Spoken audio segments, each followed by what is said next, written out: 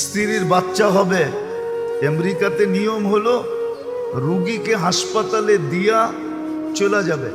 বাচ্চা হবে, বাঁচলে বাঁচলো, সব কিছু ওরা কমপ্লিট করে আপনাকে 2 দিন 3 দিন পরে ফোন দিবে, আপনি এসে নিয়ে যাবেন। কিন্তু স্বামী তো নাছোড়বান্দা, ভর্তি করছে ঠিক, কিন্তু সর্বক্ষণ দাঁড়ায় আছে। তো সবাই জিজ্ঞেস করছে তুই দাঁড়ায় আছিস কেন?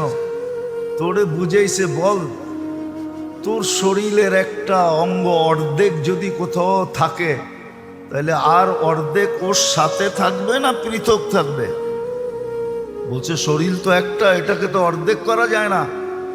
তো বলে এ তো আমার অর্ধাঙ্গনী, তো আমি ওর থেকে পৃথক থাকি কি করে? ও তো 10 মাস কষ্ট করলো আমার বাচ্চার জন্য, আমি ওর জন্য 2 দিন কষ্ট করতে পারবো না? এই স্বামী স্ত্রীর ভালোবাসার টান দেখে ওই নার্স মুসলমান হয়ে গেছে। বলছে আমি মুসলমান হইলেও কি আমার স্বামী হইলেও এরম করবে আমার জন্য? বলছে অবশ্যই, এটা আমাদের ইসলামের নীতি। মুসলমান হয়ে গেছে।